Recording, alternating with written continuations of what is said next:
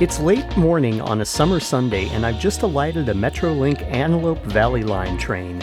Through Los Angeles Union Station, I proceed to the subway to catch either a B or D line train to Pershing Square. Not the shortest distance to my next stop on this public transit tourism experience, but the most timely due to the next subway train departing before the next A-line light rail departure from the transit hub. Pershing Square flanks the more southeasterly side of LA Metro's subway operations downtown. What we're next to ride is a stalwart remnant of LA's public transit history. What most would consider an ancient application of technology for convenience of public conveyance upwards sits about a block back up the street. It's Angel's Flight, the world's shortest railway, in LA of all places. Angel's Flight is an old solution to the mostly timeless problem of how do people get their bodies up steep hills. Technically, stairs would be the simplest answer to the tech involved here. But what about folks who don't want to or are physically incapable of taking stairs? Given this is about well over a half city block to be covered, the modern solution might be an escalator or an inclined elevator. But how would this problem have been approached in centuries past and well before modern accessibility standards? Los Angeles, Pittsburgh, and Cincinnati, just to name a few, have historically chosen the funicular or incline railway for this purpose. The advent of applying locomotive power to convey people traveling cities has been at the foundation of public transportation for the last 200 years of Western civilization. In the case of Angel's Flight, though, the tech at play here is more akin to an elevator than a train. The two cars are attached to a shared steel cable and run on a narrow gauge track up a 33% grade for a distance of 300 feet or 91 meters over a vertical gain of 96 feet or 29 meters, according to notes on Wikipedia. Much of what I've listed today is from Wikipedia, but I'd also recommend watching the video from Tom at Trains Are Awesome. It's very thorough. The angelsflight.org website is also very voluminous in its archival photos, especially over the modern era's worth of restoration project photography, all of which are copyrighted but otherwise a joy to read. The cars run between the uphill staffed station and what is essentially a gate just before the street downhill. The widest part of the track is the passing point for each car, which permanently run on their respective sides of the grade.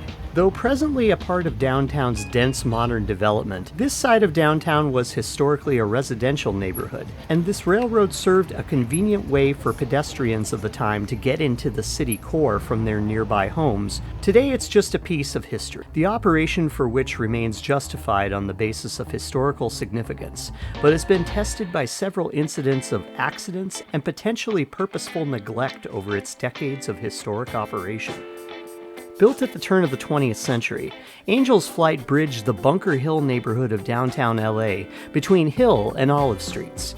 Originally, it was located a half block to the northeast alongside the 3rd Street Tunnel, but that alignment was closed starting back in 1969, with operations resuming a half block down the street here in 1996. Drive motors at the end of the line pull the cable to which the rail cars are attached. This is different from the cable cars of San Francisco, which clamp on and off a central running wire embedded in the street.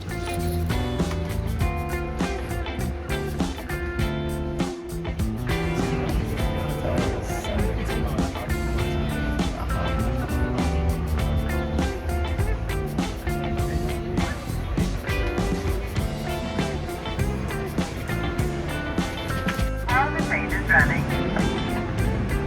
Have a great rest of the day.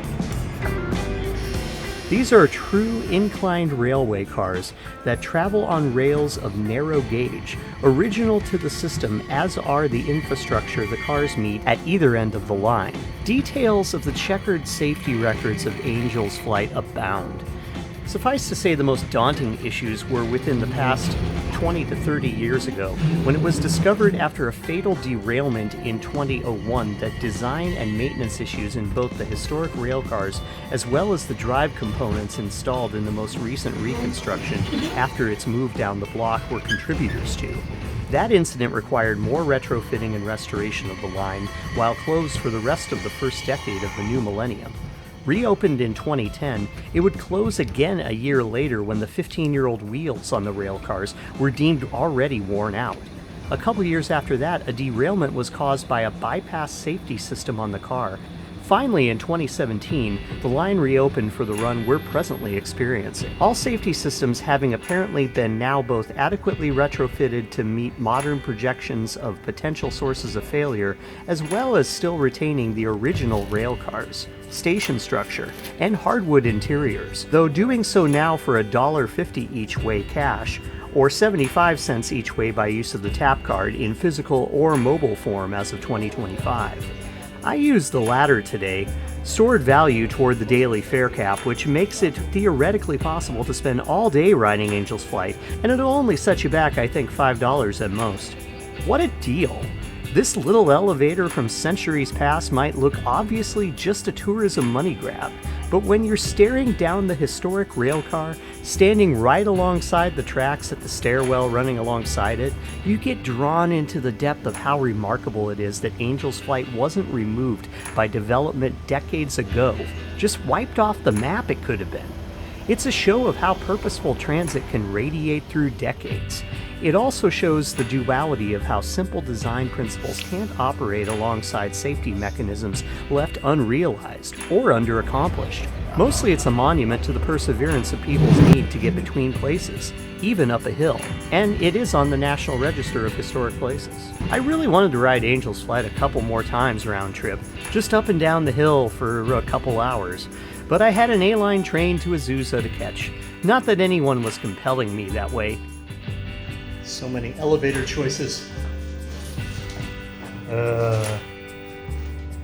Bridge. Going up. Oh, no. Concourse.